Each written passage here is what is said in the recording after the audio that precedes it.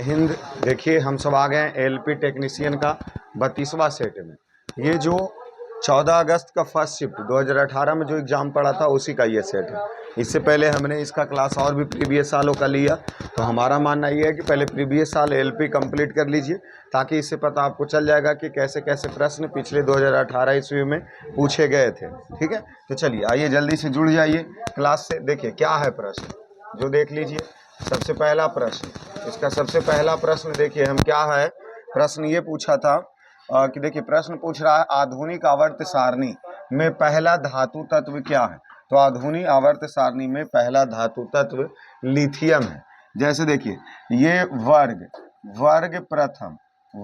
प्रथम के ये जो कॉलम आए हैं, ठीक है, और इसी में समूह जो 7 है, समूह जो क्या है 7 है, समूह कितना 7। यहाँ हाइड्रोजन और यहाँ लिथियम, अर्थात 3 में है लिथियम। परमाणु संख्या कितना होता है लिथियम का 3 होता है। तो यह पहला धातु है।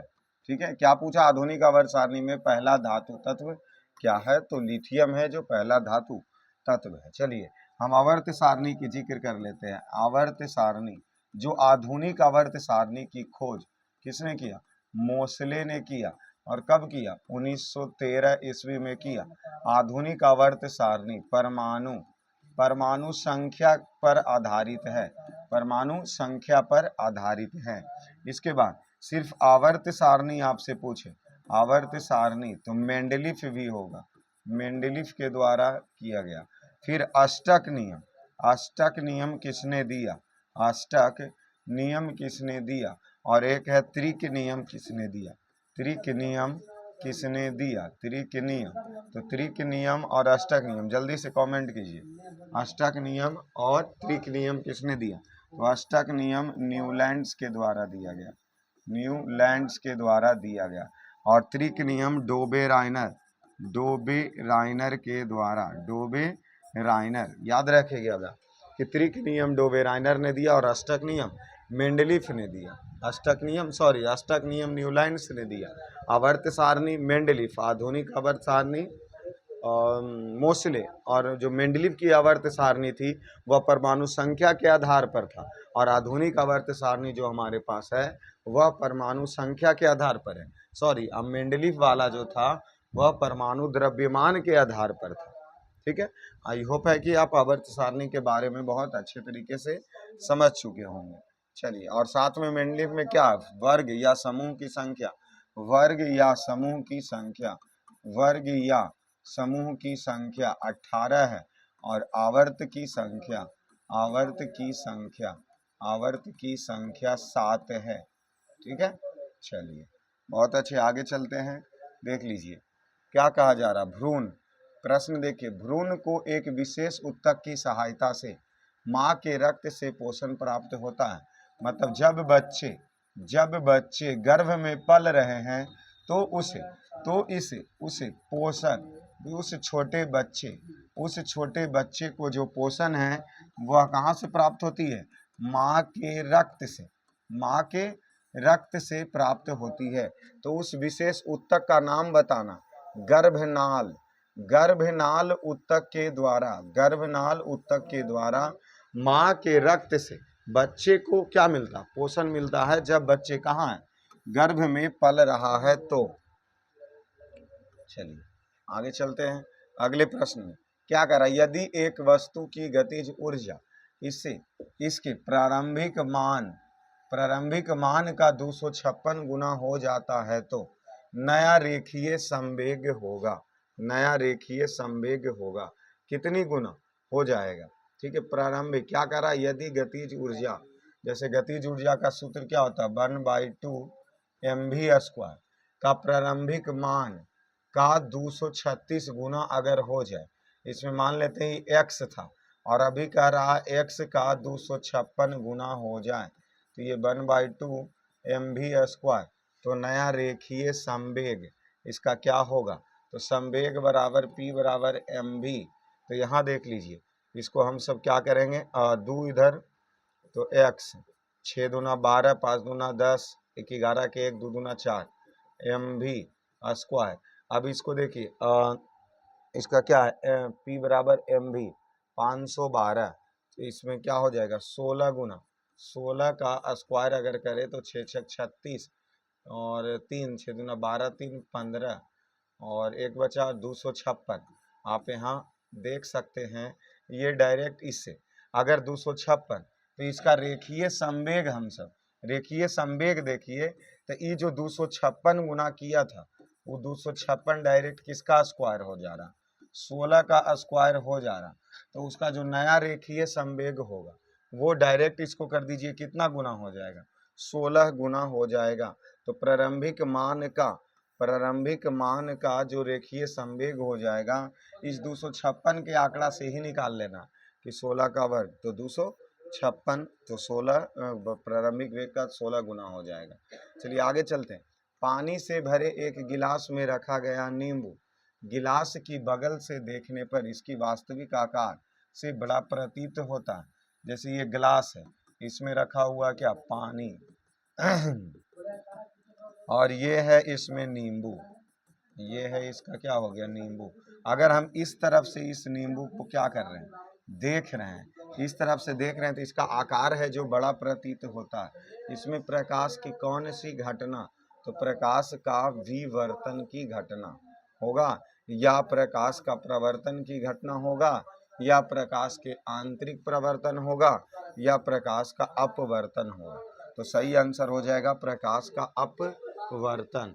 प्रकाश के पूर्ण आंतरिक प्रवर्तन के कारण हीरा का चमकना या पानी के बुलबुले का रंगीन दिखाई देना, ये सब प्रकाश के पूर्ण आंतरिक प्रवर्तन के कारण होगा। और प्रकाश के प्रवर्तन के कितने नियम हैं, प्रकाश के प्रवर्तन के 2 नियम हैं और प्रकाश के अपवर्तन के भी कितने नियम हैं, 2 नियम हैं। चलिए ठीक है, लेकिन ये बड़ा दिखाई देना प्रकाश का अपवर्तन क्यों, देखिए अपवर्तन का घटना क्या कहता है, इसका सिंपल एक शब्द हम बोलते हैं आँख का धोखा धड़ी होना। जैसे ये नींबू छोटा था लेकिन हमको दिखा बड़ा, तो आँख को हमारा ये धोखा दिया ना, तो प्रकाश के अपवर्तन। जैसे तारे का टिमटिमाना, तो प्रकाश के अपवर्तन, क्योंकि वास्तविक में तारा टिमटिमाता नहीं लेकिन हमारी आँख को वह धोखा देता है, इसलिए वो प्रकाश के अपवर्तन। इसी गिलास में अगर कोई डंडे को रख दिया जाए और इसको बाहर से इधर से देखें तो डंडा तिरछा दिखाई देना, या ऊपर से भी देखेंगे तो ये डंडा तिरछा दिखाई देना, तो क्या डंडा तिरछा था, नहीं, तो प्रकाश का अपवर्तन। फिर अगर इसमें अगर गिलास में एक सिक्के डाल दिया जाए, ठीक है, तो यह सिक्का नीचे स्तर से ऊपर उठा हुआ प्रतीत होता है जब उसको हम सब देखते हैं ऊपर से, तो लेकिन वास्तविक में क्या वो ऊपर उठा हुआ रहता है, नहीं, इसीलिए प्रकाश का अपवर्तन। फिर इसी में हम सब ले लेते हैं कि जब मछली पानी में तैरता है तो लगेगा कि एकदम ऊपरे में है, ये ऊपर से जब जल स्वस्थ देखिएगा तो, लेकिन वास्तविक चीज वो नीचे होता है, अपनी वास्तविक जगह से हट के होता है, ठीक है। तो ये भी धोखाधड़ी दिया, तो प्रकाश का अपवर्तन। आई होप आप सब अच्छे से समझे होंगे। चलिए अगले पॉइंट पे चलते हैं। अगला पॉइंट से देख लीजिए, अगला क्वेश्चन, क्या करा, निम्नलिखित में से किसमें पुलो लोहे के जंगले और धातुओं से बनी सभी वस्तुओं को नुकसान पहुंचाता है। जैसे देखिए क्या कहा जा रहा है, कहीं पर पुल बना हुआ लोहे का धातु का, तो उसको नुकसान पहुंचाएगा जंग लग के, पुराना होने पर, अपचयन होने पर। देखिए अगर कोई भी लोहा धातु का पुल अगर बना है, लोहा धातु का अगर पुल बना है, ये रहा लोहा धातु का पुल, तो अगर लोहा धातु का पुल बना हुआ है तो इसमें इसका जो लोहे में क्या लगेगा, जंग लगेगा, और लोहे में जंग लगने के कारण भार पर क्या प्रभाव पड़ता है, जल्दी बोलिए, लोहे में जंग लगने के कारण भार पर क्या प्रभाव पड़ेगा, तो लोहे में जंग लगने से भार पहले बढ़ेगा और उसके बाद बढ़ने के बाद इसका भार घटेगा, भार क्या होगा, घटेगा। लोहे में जंग लगने से बचने के लिए इस पे जस्ता की परत चढ़ाई जाती है और जिसे हम सब जस्ती करण कहते हैं, ठीक है ना। जैसे उसको लोहे का गेट होता है तो उसको पेंट नहीं कर देते हैं, किस लिए कि ताकि जो लोहे का संपर्क वह वायु से टूट जाए, वायु से टूट जाए, जिससे हमारा लोहा जंग लगने से क्या हो जाएगा, बच जाएगा। ठीक है, चलिए आगे चलते। जंग लगने के लिए क्या क्या जरूरी है, तो वायु और जल की नमी, ये दोनों जरूरी है। अगले प्रश्न पर, किसी वस्तु द्वारा उसकी स्थिति या विन्यास द्वारा प्राप्त ऊर्जा को क्या कहते हैं, तो उसको हम सब, जब कोई वस्तु की स्थिति के कारण ऊर्जा है तो उसे स्थितिज ऊर्जा कहेंगे। उसको क्या कहेंगे, स्थितिज ऊर्जा कहेंगे। देखिए इसके बारे में आप समझिए, ऊर्जा संरक्षण के नियम से, ऊर्जा संरक्षण के नियम से ऊर्जा का विनाश नहीं होता, ऊर्जा का विनाश नहीं होता, बल्कि ऊर्जा का रूपांतरण, विनाश नहीं होता, रूपांतरण होता। तो ऊर्जा का क्या होता है, रूपांतरण होता। तो देखिए कोई भी ऊर्जा को हम सब दो भाग में बांट सकते हैं। एक तरफ गतिज ऊर्जा, एक तरफ गतिज ऊर्जा, दूसरे तरफ स्थितिज ऊर्जा, दूसरे तरफ स्थितिज ऊर्जा। गतिज ऊर्जा का सूत्र होता है 1/2 mv², और स्थितिज ऊर्जा का सूत्र होता है mgh। अर्थात कहने का मतलब है, जब कोई वस्तु गति में है तो उसके कारण उसमें जो ऊर्जा उत्पन्न होगा उसको हम सब गतिज ऊर्जा कहेंगे, और जब कोई वस्तु स्थिर अवस्था में है तो उसमें उत्पन्न ऊर्जा को स्थितिज ऊर्जा कहते हैं। और ये क्या कह रहा था कि किसी वस्तु द्वारा उसकी स्थिति के कारण उसमें कौन सी ऊर्जा होगा, तो स्थितिज ऊर्जा होगा। ठीक है, जैसे इसमें बोला जाता सड़क पर चलता हुआ बस में कौन सी ऊर्जा, तो बस है जो गति में है ना, इसीलिए गतिज ऊर्जा।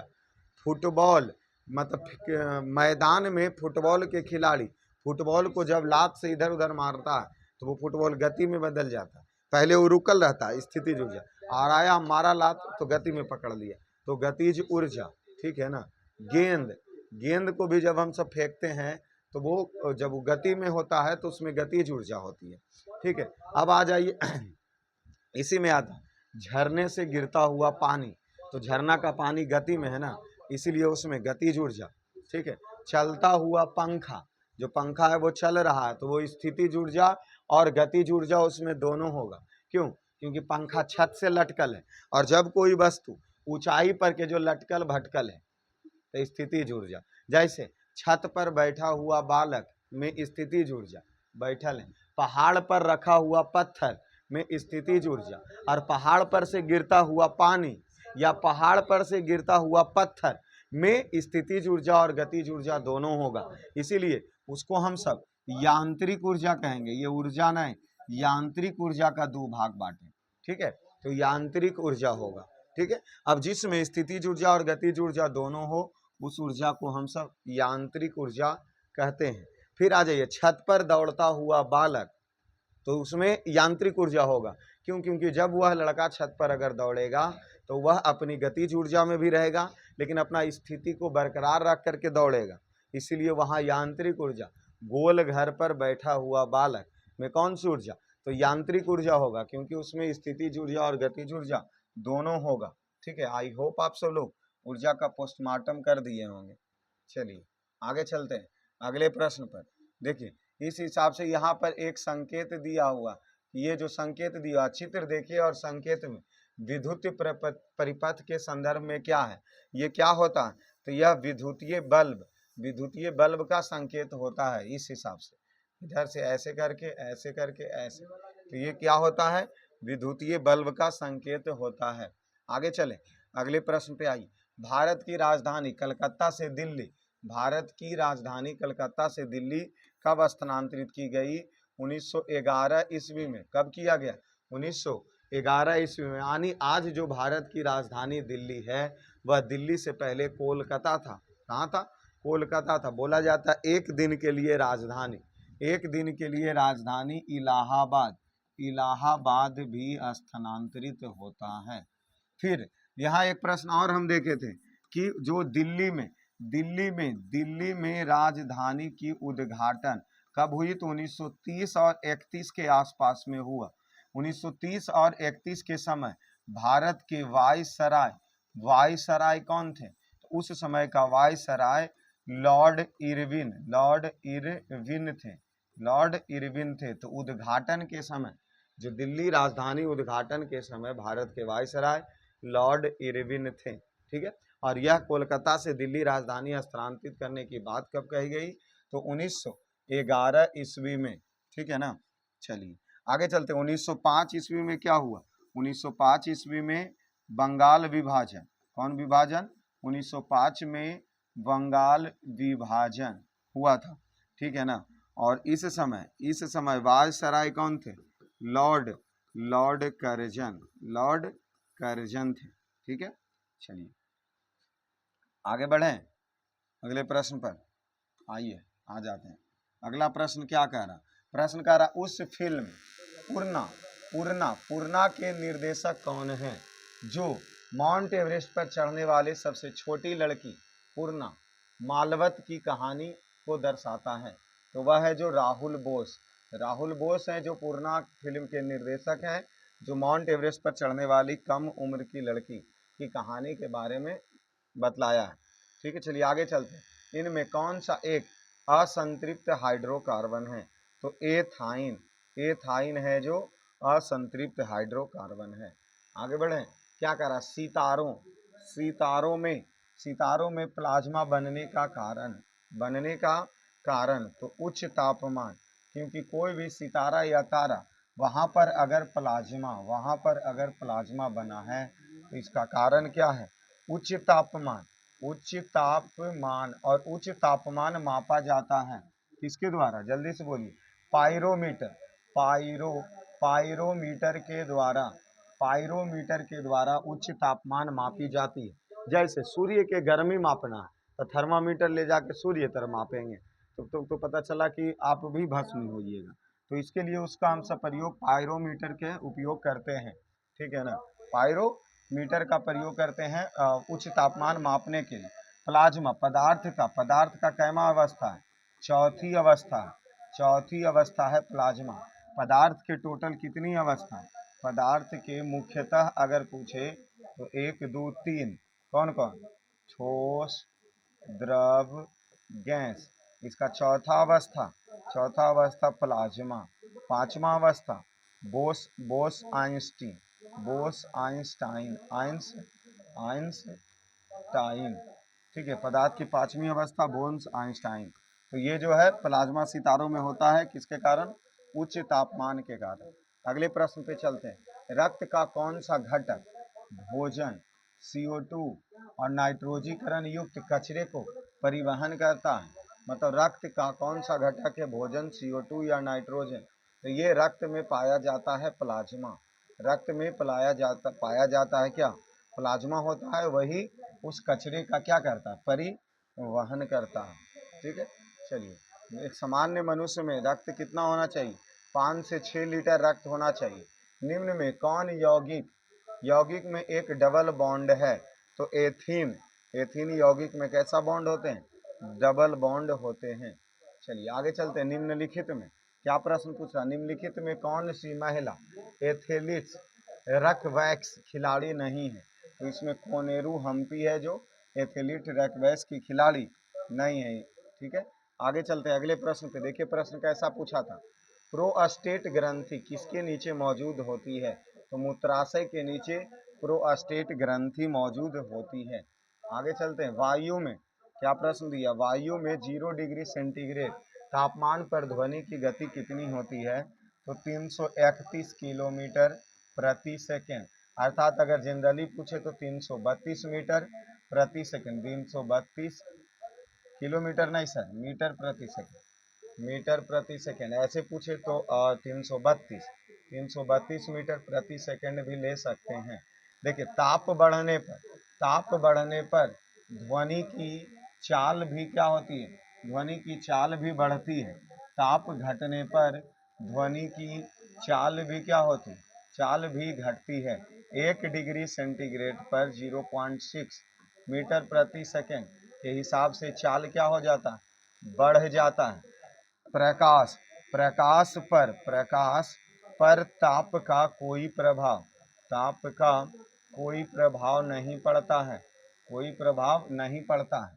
अर्थात प्रकाश की चाल कितनी होती है, 3 × 10⁸ मीटर प्रति सेकेंड। ये तो या तो निर्वात में पूछे आपसे या फिर वायु में पूछे, सभी जगह प्रकाश की चाल 3 × 10⁸ मीटर प्रति सेकेंड ही होता है। चलिए आगे चलते हैं अगले प्रश्न पर। क्या प्रश्न पूछा, उस रूसी रसायनज्ञ का नाम बताएं जिसने यह प्रतिपादित किया कि तत्वों के गुणधर्म उसके परमाणु द्रव्यमान के आवधिक कार्य है। तो वह कौन थे, मेंडलीफ। और यही ना हम बोले कि मेंडलीफ ने ही आवर्त सारणी बनाया, आवर्त सारणी। और जिस समय मेंडलीफ का आवर्त सारणी बना उस समय ज्ञात तत्व की संख्या 63 थी। कितनी थी, 63 थी। और यही ने बताया है, और ये कहाँ के वैज्ञानिक है, रूसी वैज्ञानिक। मेंडलीफ कहाँ की वैज्ञानिक है, रूसी वैज्ञानिक है। और इन्होंने बताया क्या कि तत्व के गुणधर्म उसके परमाणु द्रव्यमान का एक आवधिक कार्य करता है। अर्थात इनका आवर्त सारणी भी जो था वह परमाणु द्रव्यमान पर आधारित था, परमाणु द्रव्यमान पर आधारित थे मेंडलीफ के आवर्त सारणी। आगे चलते हैं अगले प्रश्न पे। अगले प्रश्न देख लीजिए क्या कह रहा, पिनराई विजयन कहाँ के मुख्यमंत्री। तो ये केरल का, ये क्वेश्चन कट गया है, केरल का मुख्यमंत्री। तो देखिए इसको हम सब मुख्यमंत्री वाले सीरीज में आपको 2024 के जितने भी नए और पुराने मुख्यमंत्री जो बने हैं उसका हम सब ट्रिकली वीडियो दिए हैं। तो उस समय हम बोले थे कि केरल में हम याद करवाए थे कि केरल में पढ़ा लिखा व्यक्ति ज़्यादा है, और पढ़ा लिखा व्यक्ति जब ज़्यादा है तो उसके पास पावर होगा पेन में। कहाँ होगा, पेन में। इसलिए पेन से पिनरई, और पेन के पावर से ही वह विजय प्राप्त करेगा। इसीलिए पिनरई विजयन है जो केरल के क्या है, मुख्य मंत्री है। ठीक है आगे चलते हैं अगले प्रश्न पर। अगला प्रश्न देखिए क्या है, कार गैराज से वैसे ही संबंधित है जैसे कार अगर रिपेयरिंग होगा तो वो गैराज में होगा। ये शायद रीजनिंग का प्रश्न लग रहा, जुट गया। तो मुर्गी का संबंध उसी प्रकार कहाँ, तो कार को लगाएंगे ले जाके कहाँ, तो गैराज में। कार दिन भर चला लिए तो ला के गैराज में स्टॉप कर दिए। उसी प्रकार मुर्गी दिन भर चर लिया खुला इधर उधर, रात में उसको बंद कर देंगे कहाँ, पिंजरे में। या कुत्ता रहने वाले घर में, अस्तबला में नहीं, इसमें घोड़ा रहता, झोपड़े में इसमें तो गाय भैंस रहता, पिंजरे में बंद करेंगे मुर्गी को। आगे चलते हैं, जीएसटी का पूर्ण रूप क्या होता है। जीएसटी जो टैक्स होता है, जीएसटी का जो टैक्स होता है वो गुड एंड सर्विस टैक्स अर्थात वस्तु और सेवा कर है। और जीएसटी की शुरुआत कब हुई, 2018 ईस्वी में।